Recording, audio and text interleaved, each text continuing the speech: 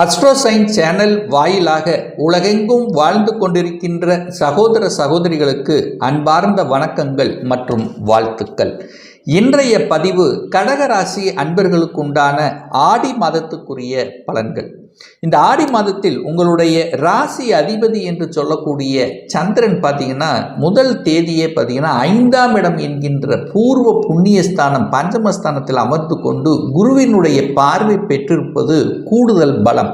உங்கள் ராசியில் பார்த்தீங்கன்னா தனஸ்தானத்தின் அதிபதியாகிய சூரியன் உட்கார்ந்துருக்கார். லாபாதிபதியாகிய சுக்கிரன் இருக்கிறதுனால உங்களுடைய மனசு, எண்ணம், செயல், சிந்தனைகள் அத்தனையும் சுகத்தை சார்ந்த விஷயங்கள், லாபத்தை அனுபவிக்கக்கூடிய தன்மைகள், வீட்டுக்கு தேவையான பொருள்களை வாங்கி மகிழக்கூடிய குடும்பத்தை சார்ந்த அந்த எண்ண ஓட்டங்கள் தான் இந்த மாதம் நிச்சயமாக அதிகமாக இருக்கும். தனஸ்தானத்தின் அதிபதியாக இருக்கக்கூடிய சூரிய பகவான் உங்கள் ராசியில் இருக்கும்போது சூரியனை போல பேசக்கூடிய தன்மை உங்களுக்கு அதிகமாக இருக்கும். ஆனால் அந்த சனி 2ஆம் இடத்தை பார்த்து உங்கள் குடும்பத்தை கெடுத்தார், உங்கள் வாக்கை கெடுத்தார், தனத்தை கெடுத்தார் அப்படின்னு சொல்லலாம். ஆனால் இந்த மாதம் அந்த சனி பகவான் வக்ர நிலையில் இருக்கார். அப்போ இதுவரைக்கும் உங்களுக்கு கெடுத்து கொண்டிருந்த விஷயங்கள் இப்போ நல்லதாக மாறக்கூடிய தன்மையை ஏற்படுத்தும். ஏன்னா கடந்த 2 வருடங்களாக பார்த்தீங்கன்னா அஷ்டம சனியோடு இருந்து கொண்டு ஒரு மனம் சார்ந்த விஷயத்தில் பணம், குழந்தைகள் சார்ந்த விஷயங்கள், அதாவது குடும்பம் சார்ந்த விஷயங்கள், உங்கள் வாக்கு சம்பந்தப்பட்ட விஷயங்கள், கடன் சார்ந்த விஷயங்கள், தொழில், இந்த வியாபாரம், ஸோ இந்த மாதிரி பல வகைகளில் உங்கள் மனம் அலைப்பாய்ந்து கொண்டு ஏதோ ஒரு வகையில் கெடுத்து கொண்டிருந்த உங்களுக்கு இப்போ சனி பகவான் வக்ரம் பெற்று தன்னுடைய இயல்புக்கு மாறிய தன்மையில் இருக்கும்போது குடும்பம் சார்ந்த விஷயத்தில் நல்லவைகள் நடக்கக்கூடிய தன்மை ஏற்படும். ஏற்கனவே பிரிந்த தம்பதிகள் ஒன்று சேர்வதற்கான வாய்ப்புகள், இதுவரைக்கும் பணம் எங்கேயாவது போய் லாக்கா இருந்தால் கூட இப்போ அந்த பணம் திரும்பி வருவதற்கான அறிகுறிகள் தென்படக்கூடிய ஒரு நல்ல மாதமாக அமைகிறது. 2ஆம் இடத்தில் புதன் உட்கார்ந்திருக்கார். அந்த புதனுங்கிறது உங்கள் முயற்சி ஸ்தானத்தின் அதிபதி அல்லவா? அப்போ எந்த அளவுக்கு முயற்சி எடுத்து தனத்தை பெருக்கணும் என்கின்ற ஆர்வம் இருக்கிறதோ அதற்கு தகுந்த மாதிரி சப்போர்ட் ஆகும். ஏன்னா புதன் சிம்மமனையில் உட்கார்ந்திருக்கார். அதிநட்பு வீட்டில் இருக்கிறதுனால நல்ல புத்திசாலித்தனம் மேம்படும், நல்ல பேசக்கூடிய வல்லமை உங்களுக்கு அதிகமாக இருக்கும். எந்த இடத்தில் எப்படி பேசணும் என்கின்ற அந்த தன்மை இயல்பாகவே இந்த மாதம் கடகராசினருக்கு இயல்பாகவே அதிகமாக இருக்குங்கிறது தான் அமைப்பு. 3ஆம் இடம் என்பது தைரிய வீரியத்தை கொடுக்கக்கூடிய இடம். அந்த இடத்தை குரு பகவான் பார்த்து வலுப்படுத்தக்கூடிய தன்மை இருக்கிறதுனால குரு எந்த இடத்தை பார்க்கிறாரோ அந்த இடத்தெல்லாம் புனிதப்படுத்துவார். சனி எந்த இடத்தெல்லாம் பார்க்கிறாரோ அந்த இடத்தெல்லாம் கெடுப்பார். ஸோ இதுதான் அமைப்பு. ஸோ அந்த வகையில் குரு 3ஆம் இடத்தை பார்க்கும்போது 3ஆம் இடம் வலுப்பெற போகிறது. அப்போ என்ன, பிரயாணங்கள் மூலமாக அனுகூலங்கள், ஆதாயங்கள், நண்பர்கள் மூலமாக அனுகூலங்கள், அதாவது உங்களுடைய சகோதர சகோதரிகள் மூலமாக மேன்மைகள் கிடைக்கக்கூடிய ஒரு நல்ல மாதமாக அமைகிறது. அதே சமயத்தில் பார்த்தீங்கன்னா இந்த வியாபார நுணுக்கங்கள் அதிகமாக இருக்கும். நீங்கள் எந்த வியாபாரமாக இருந்தாலும் சரி, சிறு வியாபாரம், பெரு வியாபாரம் எப்படி இருந்தாலும் சரி, வியாபாரத்தின் மூலமாக அனுகூலங்கள், தகவல் தொடர்பு துறை, கம்யூனிகேஷன் மூலமாக, இன்டர்நெட் சம்பந்தப்பட்ட துறையில், ஸோ அது மூலமாக தகவல் தொடர்பு துறை மூலமாக அனுகூல மேன்மை தரக்கூடிய ஒரு நல்ல மாதம் இந்த கடகராசி என்பவர்களுக்கு. சுகஸ்தானத்தின் அதிபதியாக இருக்கக்கூடிய அந்த சுக்கிர பகவான் உங்கள் லக்னத்திலேயே உட்கார்ந்திருக்கார். அப்போ சுகஸ்தானத்தை மேம்படுத்தி கொள்ளக்கூடிய தன்மையை நிச்சயமாக உங்களுக்கு உருவாக்கும்.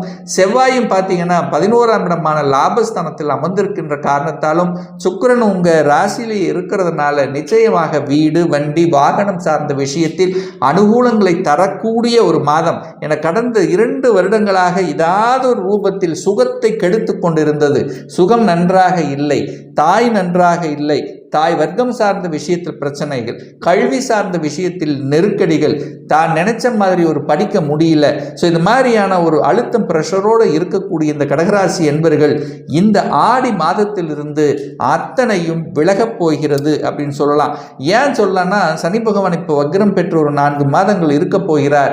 அதற்கப்புறம் உங்கள் அதாவது அஷ்டம சனி உங்களுக்கு முடிய போகிறது. அப்போ இதுவரைக்கு கிடைத்த அனுபவத்தின் வாயிலாக நற்பலன்களை அடையக்கூடிய விதத்தில் உங்களுடைய எண்ண ஓட்டங்கள் நிச்சயமாக இருக்கும் அப்படிங்கிறது அமைப்பு. இந்த மாதம் பார்த்தீங்கன்னா குரு பகவான் நல்லா இருக்கார். உங்களுக்கு பாக்கியத்தை தரக்கூடிய குரு பகவான் வலிமையாக இருக்கார். என கடந்த காலத்தில் பார்த்தீங்கன்னா அந்த குரு பகவான் சனியோடு இருந்தார், ராகுவோட பின்னி பிணைந்திருந்தார், சனியினுடைய பார்வை பெற்றிருந்தது. இப்போ குரு 11ஆம் இடத்தில் லாபஸ்தானத்தில் அமர்ந்து கொண்டு இப்போ செவ்வாயோடு இணைந்திருக்கக்கூடிய ஒரு நல்ல மாதம். அப்போ இந்த கடகராசி என்பர்களுக்கு ராஜ யோகத்தை தரக்கூடிய ஒரு கிரகம் அப்படின்னா அது செவ்வாய் பகவான் தான். ஏன்னா அது ஒரு கேந்திரத்துக்கும் ஒரு கோணத்துக்கு அதிபதி, 5 பூர்வ புண்ணியஸ்தானத்துக்கும் 10 தொழிலுக்குள்ள ஒரு அதிபதி.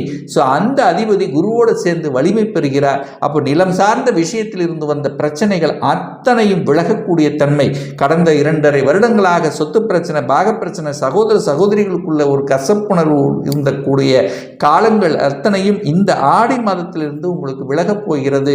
அப்போ சொத்து பிரச்சனை, பாக பிரச்சனை தீர்த்து கொள்வதற்கான ஒரு சரியான சந்தர்ப்பமான ஒரு சூழ்நிலைகளை நிச்சயமாக உங்களுக்கு உருவாக்கி கொடுக்கும்.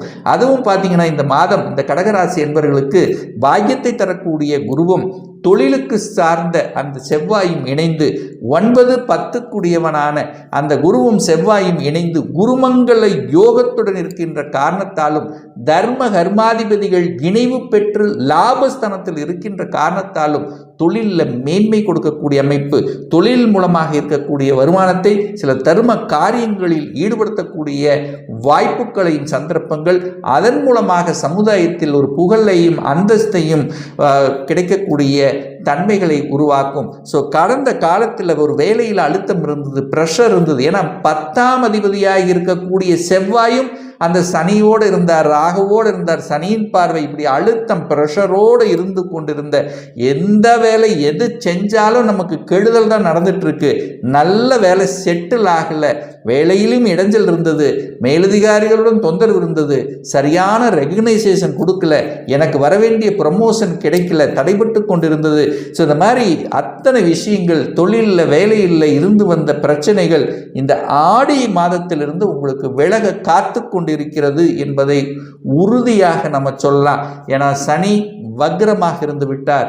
குரு 11ஆம் இடத்தில் லாபஸ்தானத்திலிருந்து உங்கள் முயற்சி ஸ்தானத்தை பார்க்குது, 5ஆம் இடம் என்கின்ற அதிர்ஷ்ட ஸ்தானத்தை பார்க்குது.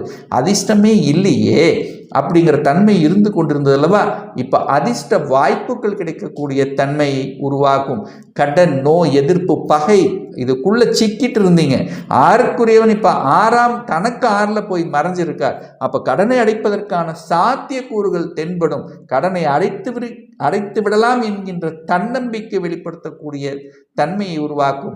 நோய் தொந்தரவு இருந்தது, உடல்நல பிரச்சனை இருந்தது, மீள முடியாத தன்மை, ஒரு சிலருக்கு விபத்து ஏற்படுத்தியிருக்கலாம், சிலருக்கு அதாவது என்னதான் வியாதின்னு தெரியாமலேயே இருந்திருக்கலாம். ஸோ ஏதோ ஒரு மாதிரியான சுகம் சார்ந்த விஷயத்தில் கெடுத்து கொண்டிருந்தவர்களுக்கு இப்போ அதை சார்ந்த அதிலிருந்து விடுதலை பெறுவதற்கும் அதிலிருந்து விலகி இருப்பதற்கான வாய்ப்புகள் சந்தர்ப்பங்களை உருவாக்கும். திருமணமே நடக்கலை, ஏன்னா அஷ்டமசன் நடந்துட்டு இருந்தது, திருமணம் நடந்தது, ஆனால் 2 பேரும் நல்லா இல்லை, கணவன் ஒரு சைடில் மனைவி ஒரு சைடில் ஒரு மாதிரியான ஒரு தன்மை தான் ஓடிக்கொண்டிருக்குன்னு சொல்ல திருமணம் ஆனவர்கள்.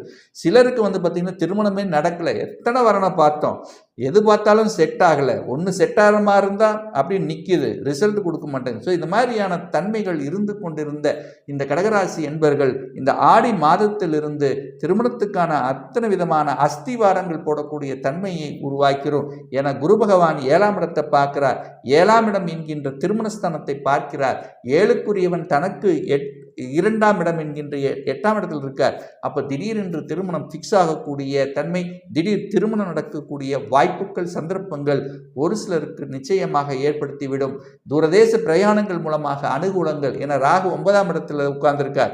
அப்போ வெளிநாட்டுக்கு செல்லக்கூடிய தன்மை, கடல் கடந்து வாணிபத்துக்கு செல்லக்கூடிய வாய்ப்புகள், ஏற்றுமதி இறக்குமதி சார்ந்த விஷயத்தில் என்ட்ரி ஆகலாம் என்கின்ற உத்வேகங்கள் தரக்கூடிய தன்மை.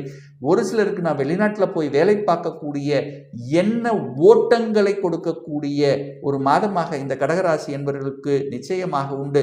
கடகராசியில் பிறந்தவர்கள் அப்படின்னு எடுத்துக்கொண்டால் இப்போ உங்களுக்கு ஒரு மாதிரி சனி திசை, சனி புத்தி இந்த மாதிரி இருந்துச்சுன்னா இன்னும் கொஞ்சம் அப்படியே கொஞ்சம் ஒரு மாதிரியான ஒரு தன்மையை ஓடிக்கொண்டிருக்கும். மற்றபடி இந்த ஆடியிலிருந்து பார்த்தீங்கன்னா புதிய உத்வேகத்துடன் செயல்படக்கூடிய தன்மை, எதையும் பார்க்கலாம், எதையும் சாதிக்கலாம் என்கின்ற தன்னம்பிக்கையை கொடுக்கக்கூடிய ஒரு மாதமாக நிச்சயமாக இந்த கடகராசினருக்கு அமையுங்கிறதுல எந்தவித மாற்று கருத்தும் கிடையாது. இப்போ நான் சொன்னது கோச்சார ரீதியாக இந்த மாதத்தினுடைய ஒரு பொதுவான பலன்கள் தான். இந்த ராசியில் பார்த்தீங்கன்னா பல லட்சக்கணக்கான பேர் இருப்பீங்க. ஒவ்வொருத்தரும் டிஃபரெண்ட், ஒவ்வொருடைய ஜாதக அமைப்புகளும் வேறுபடும், கிரக அமைப்புகளும் வேறுபடும், அதனுடைய பலனும் வேறுபடும். ஏன்னா தசாபுத்தி மாறிட்டு இருக்கும்லவா. அப்போ இந்த கோச்சார பலனை கண்டினியூஸாக ஒரு 3 மாதம் பாருங்க. சரியாக வரல அப்படின்னா உங்களுக்கு தசாநாதன் பார்த்தீங்கன்னா 6ஆம் அதிபதி அல்லது 8ஆம் அதிபதி 12ஆம் அதிபதியினுடைய தசாபுத்தி உங்களுக்கு நடந்து கொண்டிருக்கும் என்பதை நீங்கள் புரிந்து கொள்ள வேண்டும்.